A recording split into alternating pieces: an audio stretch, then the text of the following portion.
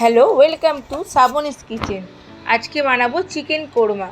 সেই জন্য কিছু মশলাপাতি লাগবে, সেই মশলাপাতিগুলো দেখিয়ে নিই। প্রথমে একটা কোরমার জন্য মশলা তৈরি করে নিতে হবে, ড্রাই রোস্ট মশলা। তার মধ্যে আছে জয়িত্রী, জায়ফল, ছোটো এলাচ, দারচিনি, লবঙ্গ ও একটা শুকনো কলায় ভালো করে ভেজে, আর জিরে, গোটা জিরে ভালো করে ভেজে, গোলমরিচ, এই সব মশলাগুলোকে একসাথে ভেজে একটা মিক্সির পাত্রে রেখে দিতে হবে ড্রাই রোস্ট করার জন্য। খুব পরিমাণ লাগবে না, অল্প অল্প করে লাগবে মশলাগুলো। গ্যাস নিভিয়ে দিলাম আমরা। এবার মশলাটাকে মিক্সির পাত্রে ঢেলে দিলাম।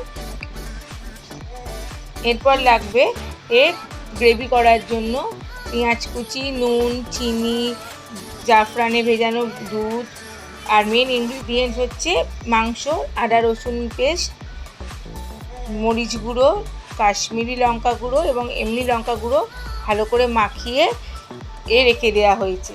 আপনারা গোলমরিচ দিতে পারেন, সামরিচও দিতে পারেন, যেটা আপনার বাড়িতে আছে। আর এখানে ভাজা মশলাটা আর ফোড়নে লাগবে কি দারচিনি, এলাচ, বড় এলাচ, জয়িত্রী, গোলমরিচ, ছোটো এলাচ, লবঙ্গ, আদা রসুন। যেহেতু বাদশাহী রান্না, এই জন্য এখানে আমরা ঘি অ্যাড করেছি। আপনাদের প্রয়োজন মতো যে ব্র্যান্ডের ঘি অ্যাড করতে পারেন। আর দুধে ভেজানো জাফরানটা লাগবেই। আর লাগবে টক দইয়ের ভেতর নারকেলের দুধ মিশানো, ফেটিয়ে রাখতে হবে। আর ওই গুঁড়ো মশলাটা আমরা ড্রাই রোস্ট করেছি, আর আমন্ড আর কাজু পেস্ট। তার দই আর ওই নারকেলের গুঁড়ো দিয়ে মেশানো পেস্টটা। আর লাগবে পেঁয়াজ কুচি একটা বড়, আর ছোটো, আর আমুল দিয়ে আপনারা যে ঘি ব্র্যান্ড পাবেন সেটাই দেবেন। এরপর কড়াইতে আপনি তেল ঢালুন। তেলের মধ্যে অল্প ঘি অ্যাড করতে পারেন, বা পুরোটাও তেলে করতে পারেন, পুরোটাও ঘিয়ে করতে পারেন। আমরা ঘি অল্প অ্যাড করেছি। এবার ঘি দিয়ে কড়ায় ঘিটা একটু ভালো করে জ্বালিয়ে নিতে হবে।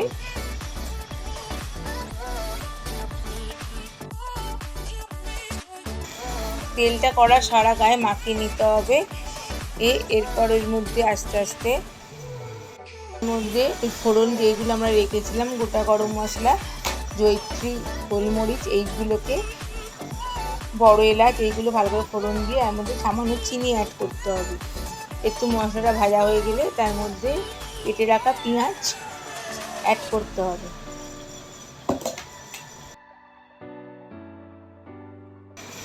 পেঁয়াজগুলো দেখুন ভালো করে লাল ব্রাউনিশ করে ভাজতে হবে। খুব ব্রাউন না, সামান্য মানে হালকা মোটামুটি ব্রাউন কালার ধরে ভালো করে ভাজতে হবে। আর বারে বারে নেড়ে যেতে হবে যাতে পেঁয়াজটা পুড়ে না যায়।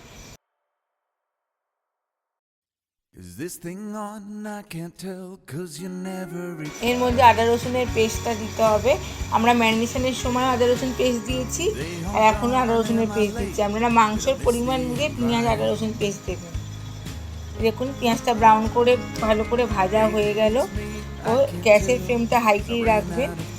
ভালো করে ভাজা হচ্ছে, দেখুন হালকা ব্রাউন নয়, ভালো মতোই ব্রাউন হয়েছে, কিন্তু খুব ব্রাউন বেরেস্তা হয়নি। এরপর ভাজতে ভাজতে এরপর আমরা এর মধ্যে মাংসটা অ্যাড করে দেবো। ম্যারিনেশন করা মাংসটা অ্যাড করে দিলাম। ভালো করে গ্রেভি শুকনো। এবার মাংসটাকে পেঁয়াজের আদা রসুন সঙ্গে ভালো করে ভাজা হতে হবে।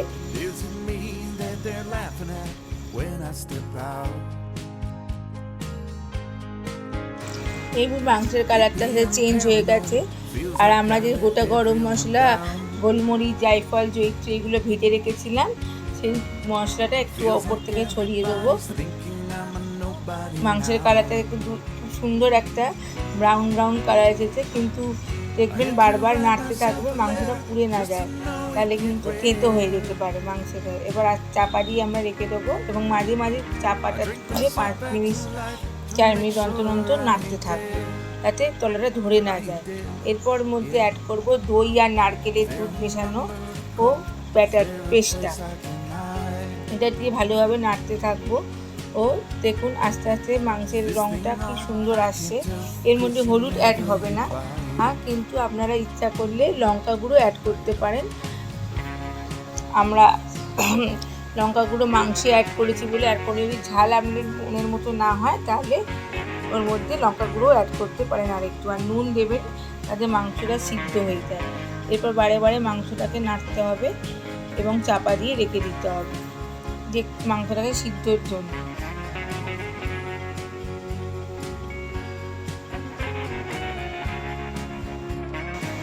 ঢাকা খুলে একটু জল দিতে হবে যাতে মাংসটা তলায় আটকে না যায়, কারণ দই আর নারকেলের দুধটা দেওয়া আছে। আপনারা কিন্তু দইয়ের সঙ্গে নারকেলের দুধই অ্যাড করবেন, প্লেন দুধ কিন্তু অ্যাড করবেন না, কেটে যাবে, এতে ছানা কেটে যাবে, বিচ্ছিরি হয়ে যাবে। এরপর আমরা আবার চাপা দিয়ে দেবো, আবার আমরা খানিকক্ষণ পর চাপাটা খুলে খুলে নাড়তে থাকবো। এর সঙ্গে আমরা রুটি বানিয়েছি, কীরকম ফুলকো ফুলকো রুটি দেখুন, রুটি তন্দুরি রুটি বা নান এগুলো দিয়ে খেতে পারবেন আমরা গরম। এরপর মাংসটা বারে বারে নাড়তে হবে যাতে মাংসটা ধরে না যায়, প্রয়োজন হলে একটুখানি জলও দিতে পারেন। এরপর আমরা দেবো কাজু আমন্ড বাটাটা, 10-12টা কাজু আর 10-12টা আমন্ড মতো হালকা করে পেস্ট করে নিতে হবে। এরপর কিন্তু ভালো করে নাড়তে থাকতে হবে, নাহলে কিন্তু ধরে যাবে। এবং ওই মিক্সি ধোয়া জলটাও দিয়ে দিলাম পেস্টে। এবার মাংস চিপে দেখতে হবে মাংস রেডি কিনা, চাপা দিয়ে বারে বারে মাংসটাকে সিদ্ধ করতে হবে এবং নাড়তে হবে। এতে মাংসের টেক্সচারটা বোঝা যাবে, যে গ্রেভিটাও কতটা রাখবেন বোঝা যাবে। নুন চিনি দিতে পারেন এবং এরপরে আপনারা নুন দেবেন আর একটু যদি নুন লাগে।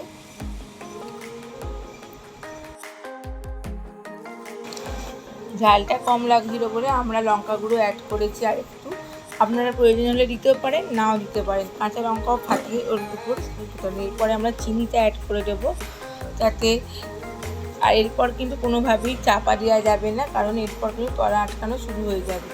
এরপর এখন দুধ, জাফরানে 1 কাপ দুধে আমি জাফরান ভিজিয়ে রেখে দিয়েছিলাম, ওই দুধটা দেবো। এটা বাদশাহী রান্নার মেন ইনগ্রেডিয়েন্টস। এর মধ্যে আপনারা কেওড়ার জলও অ্যাড করতে পারেন, কিন্তু আমাদের ঘরে কেউ খায় না বলে আমি অ্যাড করিনি, সেন্ট পছন্দ করে না বলে।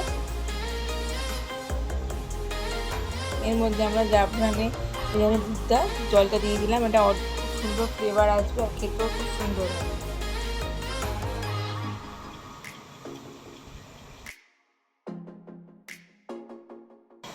সব শেষে আমরা শাহি গরম মশলাগুলো দিয়েছি, এটাও অপশনাল, আপনাদের থাকলে দেবেন, নইলে দেওয়ার দরকার নেই, কারণ আমরা ওই ভাজা মশলাটাই বানিয়েছিলাম, ওটাই গরম মশলার সেন্টটা এনে দেয়। ওর মধ্যে জায়ফল, জয়িত্রী, জিরে, গোলমরিচ সবই ছিল, ইচ্ছা হলে দেবেন, নইলে দেওয়ার দরকার নেই। এরপর ভালো করে নেড়ে নাড়বেন, মিশিয়ে নেবেন। এরপর সব শেষে ঘি ছড়িয়ে খানিকক্ষণ চাপা দিয়ে মাংসটা স্ট্যান্ডিং টাইমে রেখে দেবেন। এতে মাংসের স্বাদ ও গন্ধ দুটোই খুব সুন্দর খেতে হবে।